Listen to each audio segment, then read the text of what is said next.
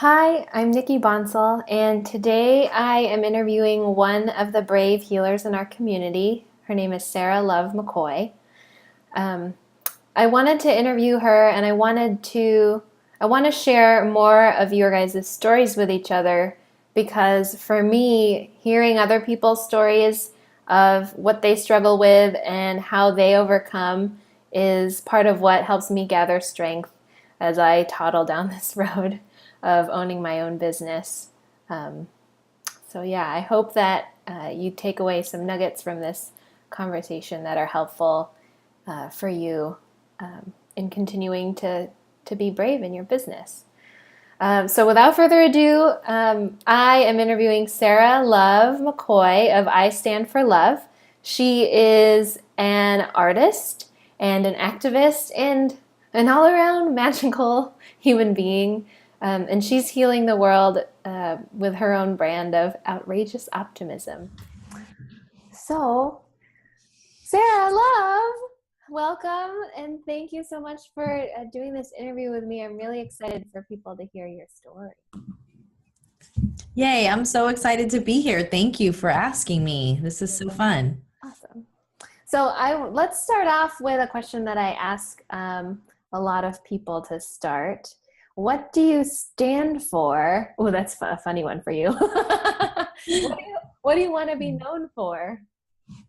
Well, that's a great question because a few years ago, I decided to turn my entire business name and website and everything into the phrase, I stand for love. Mm-hmm. So for about 10 years, I had my artistic inspirational business was Sarah Love Creations. And it was very much, kind of the umbrella of whatever I wanted to create Mm-hmm. could fit under that.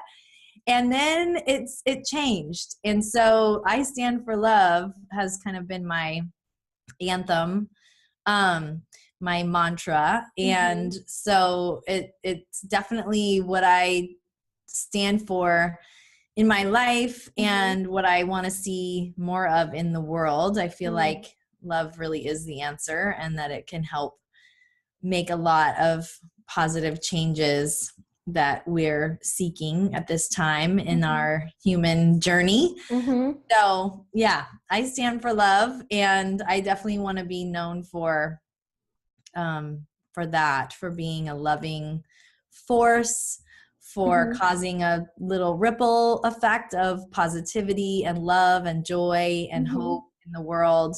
Mm-hmm. Yeah, that's my dream for sure. Awesome. One of the phrases you use in your copy that I love so much is you're an outrageous optimist.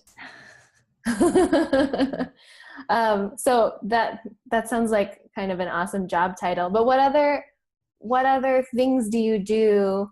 There's so many ways to stand for love, and I know you do a lot of things. And I chatted about that a bit in the intro. But what are the things that you do to stand for love? Oh, it is such a big thing, a big thing to embody or Mm-hmm. want to cause or want to be in the world. And so sometimes I get challenged by my Mm-hmm. own like humanness, Mm-hmm. that like it's not all love, hearts, and rainbows everywhere.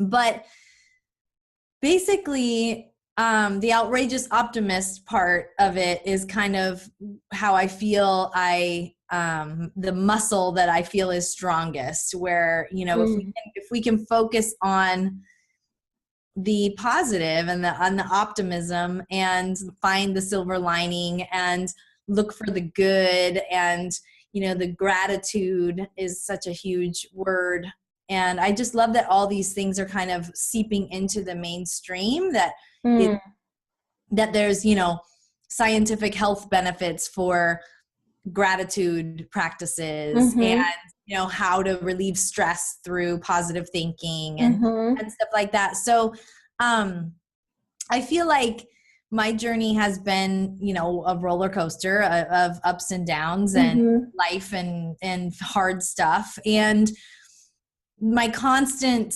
motivation has felt like I really don't want to have people feeling suffering. I mean, I know it's part of life and I know that it's so complex, but what gets me motivated is to relieve that. So whatever way that I can bring love to the internet, or through positive messages or through the app or through art, and then bringing it back to myself, having a positive day, having a positive experience, having a love-filled relationship, having a community that is based on support and loving each other, and getting through the ups and downs of that with an intention of love, with going into the hard stuff with the motivation to bring love to the space. Yeah, I hope, does that answer the question? Yeah. And you mentioned ups and downs, and I'm going to ask you a bit about the downs, because persevering through the downs and being brave and acting, despite all of this stuff that's holding you back, is one of the things that I write about a lot, and a lot of my content is about. So I'd love to ask about a time where you had a lot of fear and doubt, and you kept standing for love. I want to say like every day, yeah, pretty much. But definitely as a young person, I feel like the level of insecurity and self-doubt and fear as a child growing up in an okay family, but with alcoholism and a lot of conflict and different things going on in my environment, finding that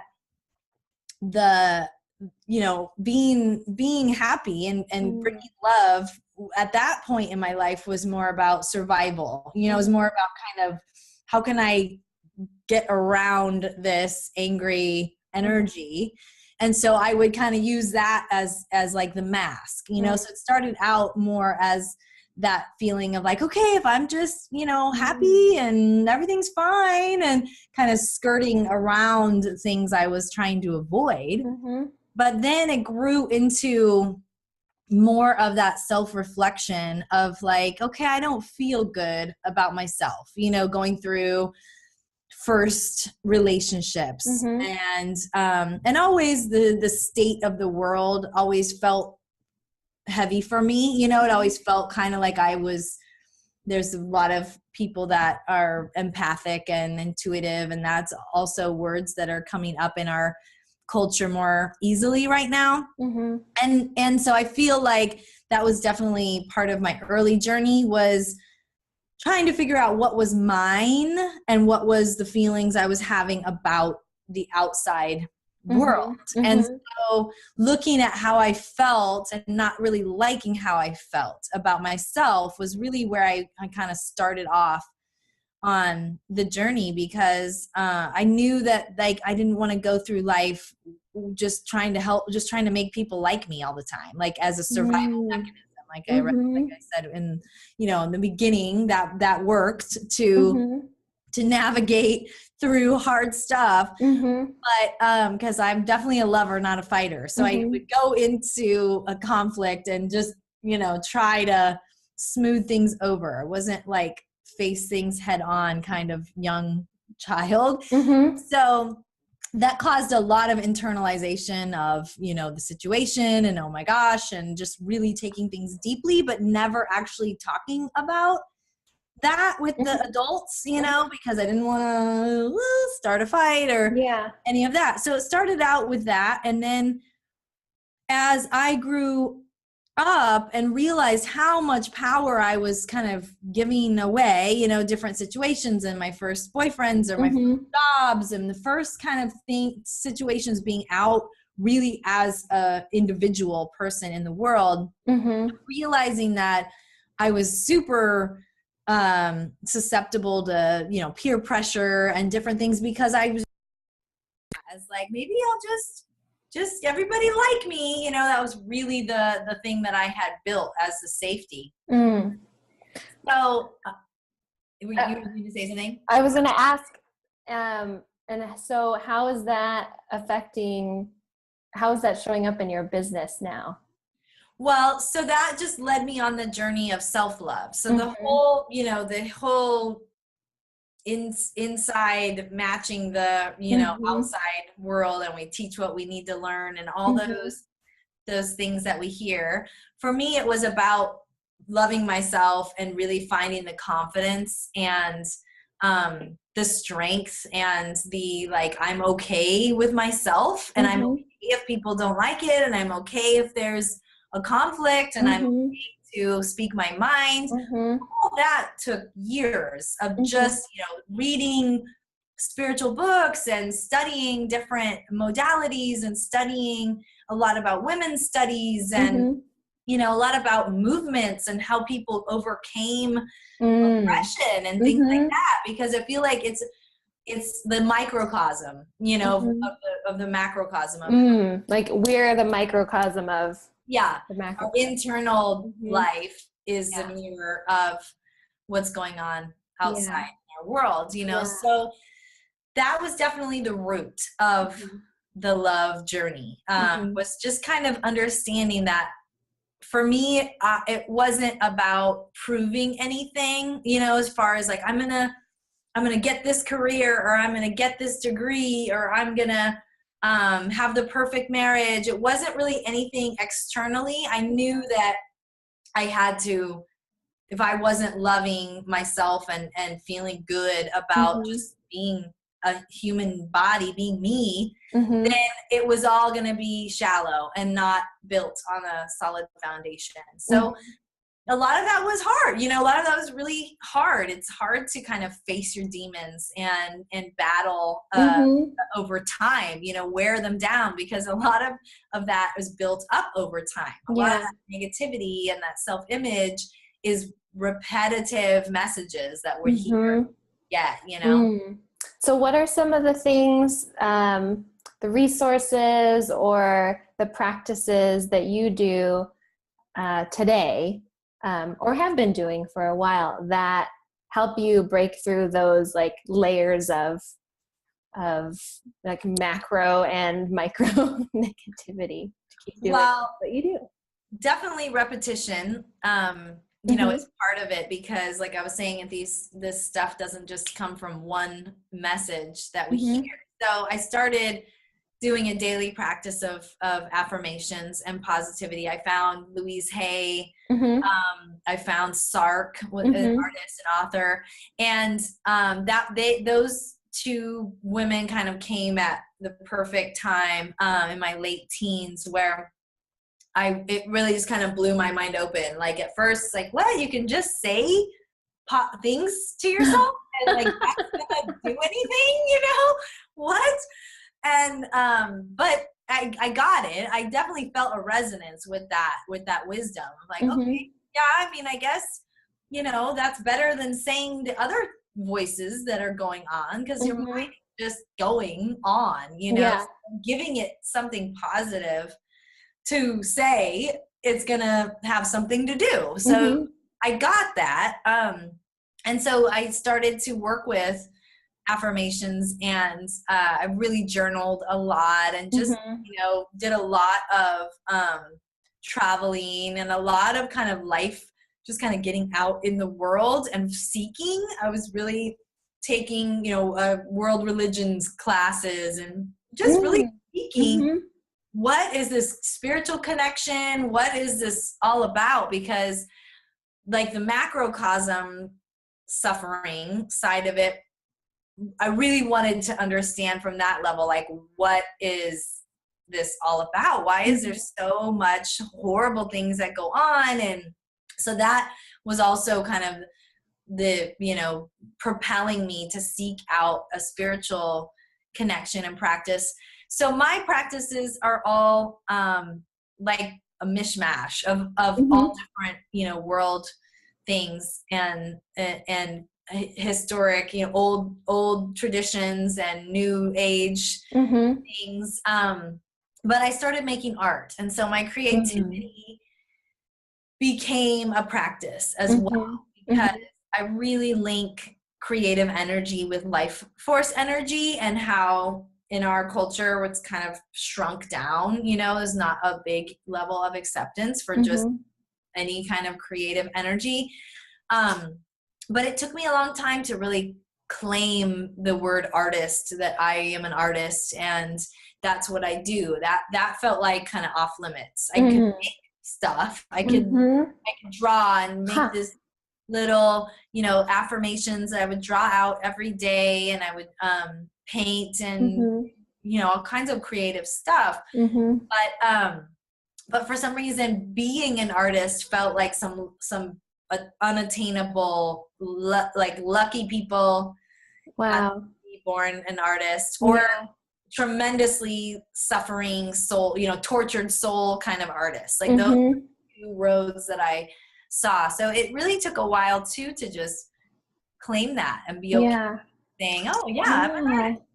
I think it really goes with the self-love and acceptance program. The more that you don't need others' approval and don't need that outside stamp of yes, you're a writer, or someone to tell you it's okay. The more you just admit, I write, I love to write. You teach people how to write. You heal copy, you do this as your passion. And so what more writer is there than when you wake up and think about writing? And so that was my journey as well. It's like I had to put a lot of things down to be able to, okay, I'm an artist. Okay, I make art. And I think there's an interesting intersection between what you would ask if someone in your life were to say, who's Nicole and what is she,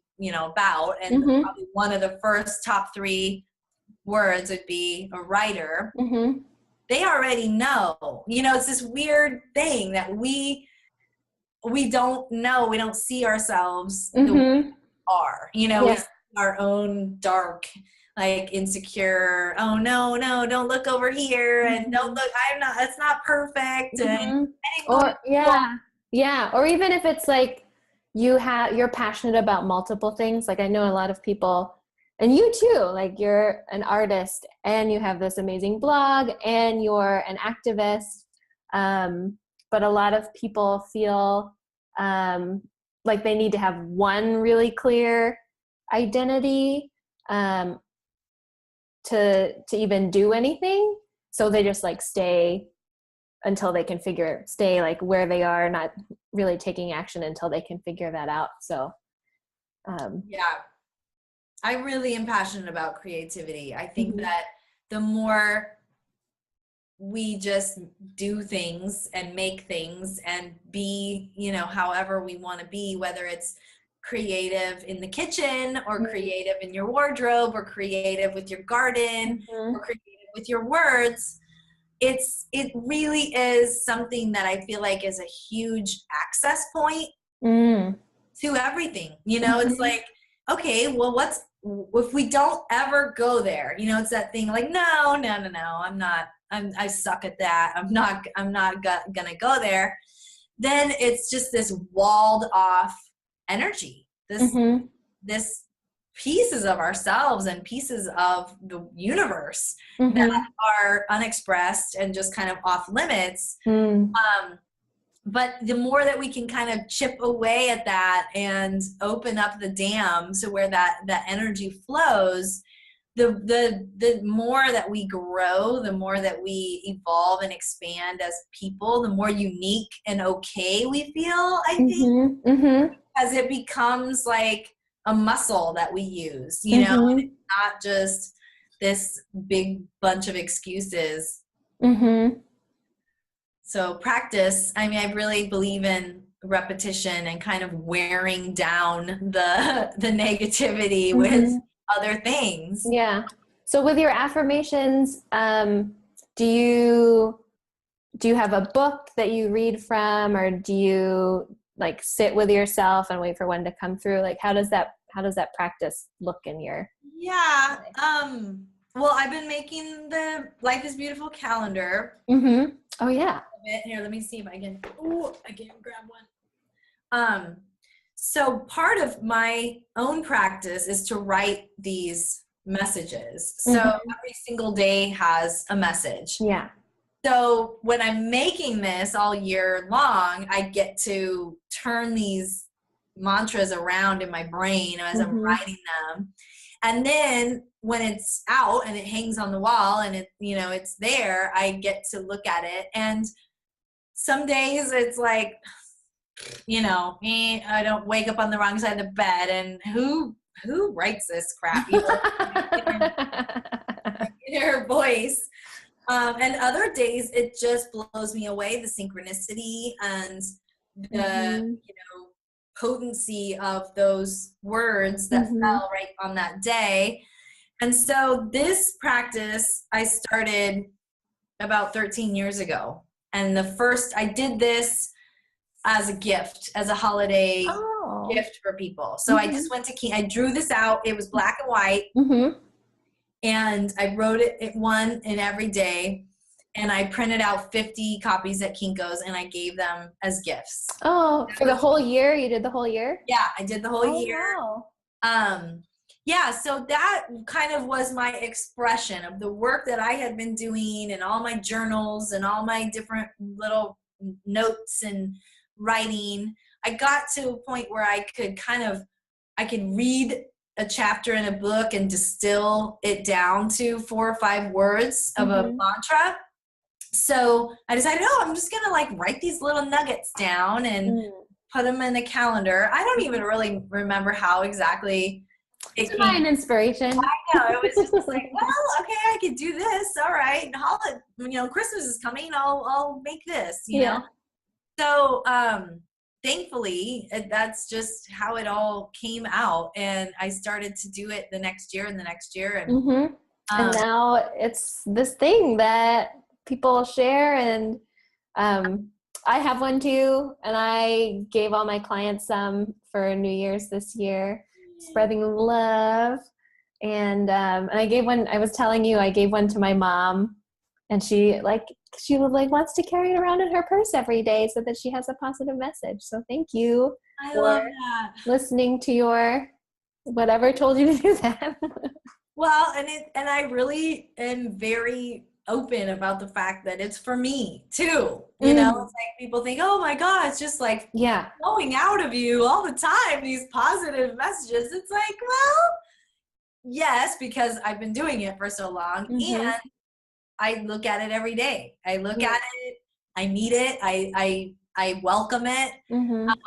And then, taking that into my art. So most of my bigger acrylic paintings and things also have words in them. I love words. I love language. And I just get fascinated by the energy of words. So most of my art will incorporate words as well, just because it's kind of what naturally comes out of me. So those are my daily practices. I mean, I've done so many different things over the years.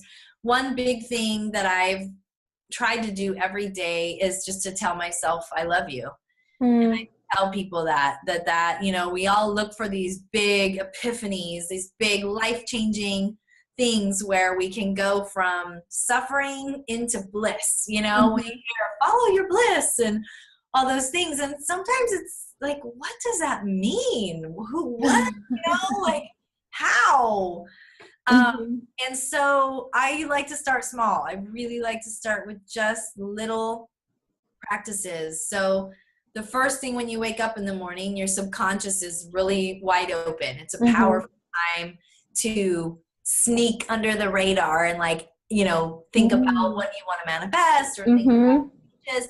So I started just waking up and saying I love you, the first to myself, and then doing it also in the mirror sometimes. And starting out, it's a kind of uncomfortable. It's kind of strange. It's weird, it's like, okay.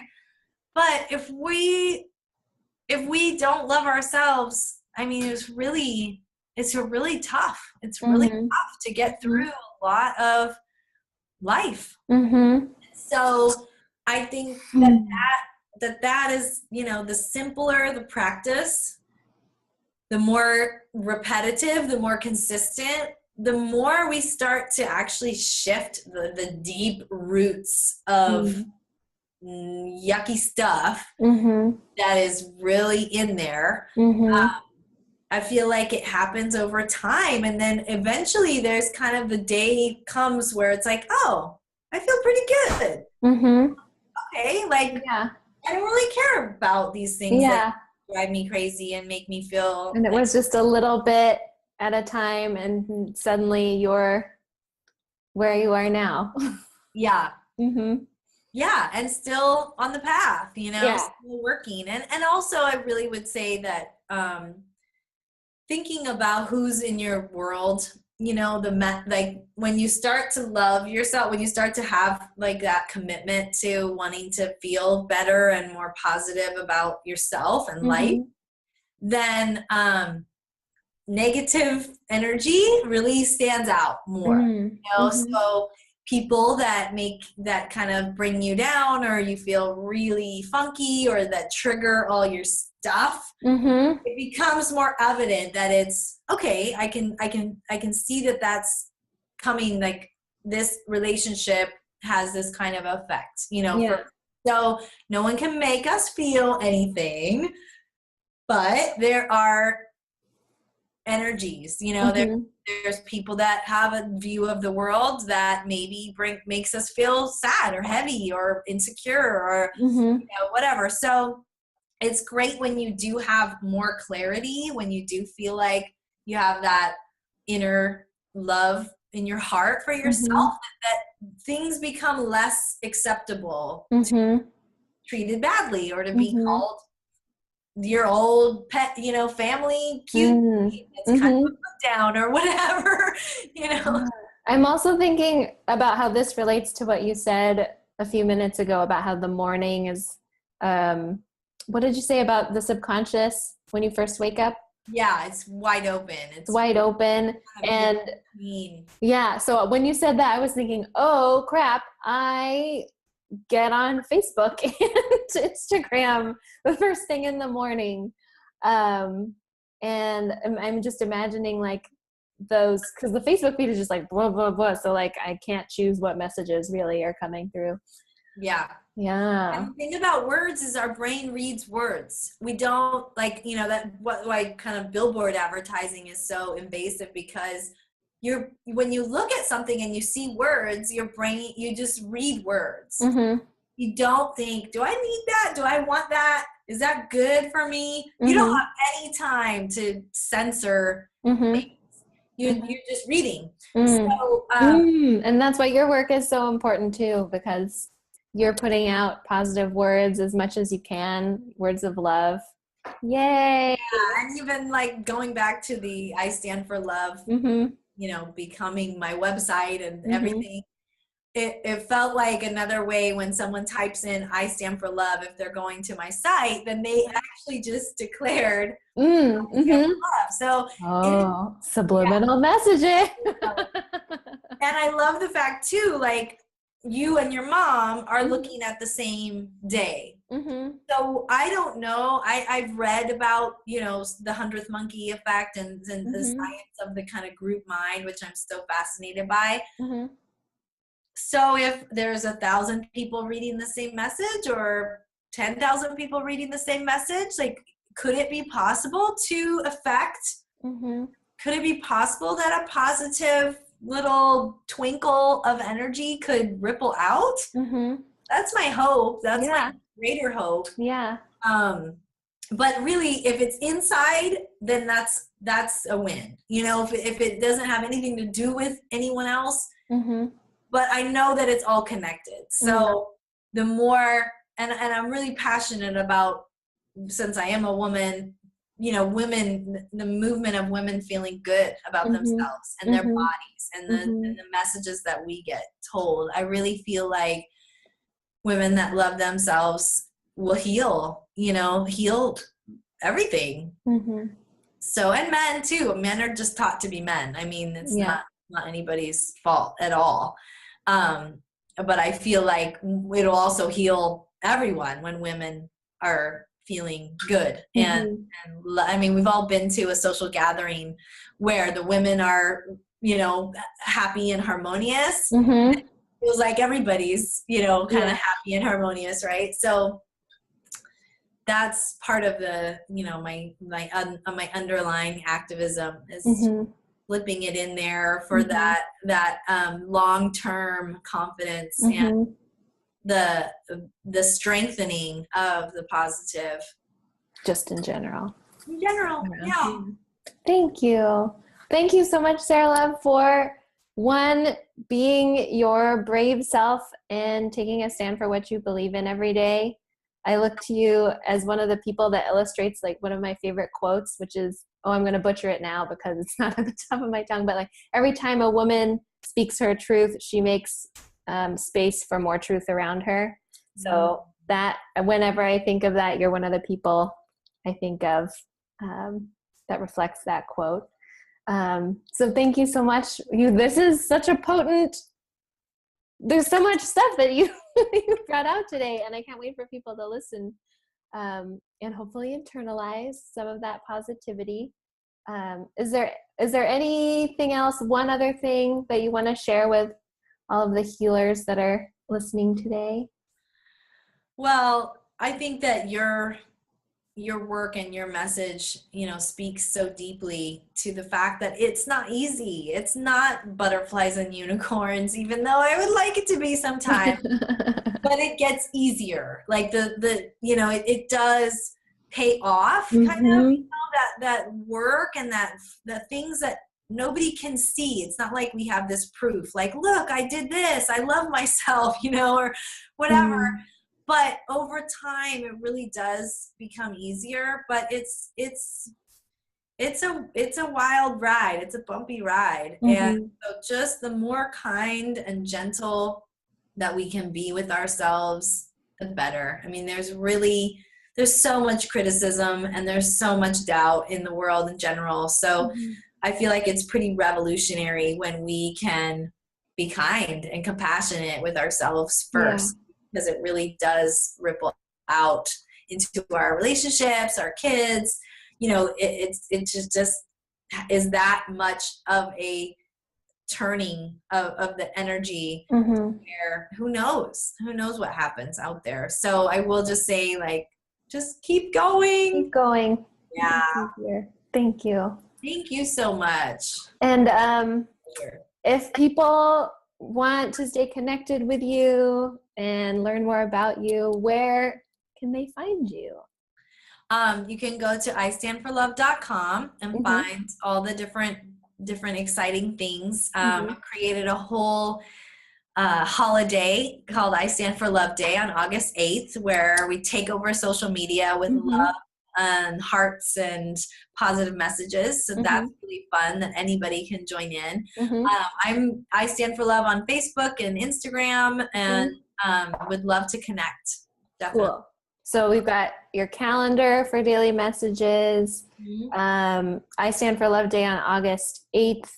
And I'll put all of the links to your social media and your website. So if people want to read your blog or your daily messages on your phone. That's right. On your phone. An app. Pretty great. A message every day. I should really set my timer earlier. I have it too. Yeah, maybe set my timer earlier so that instead of going to Facebook, I do that first. There you go. Yeah. Well, I will just say I don't have my phone in my bedroom. That's it's the one thing about, you have to kind of like give yourself some slack. Like, if it's right there, you're gonna look at it. Yeah. If it's not right there, then so just trying to kind of find little hacks to not do that. So if it's not close to you and you're laying in bed, you won't look at it, right? Step 1, get an alarm clock, an old school alarm clock. Okay. Yeah. Thanks, Sarah. Thank you so much. Have a great day. Bye. Bye.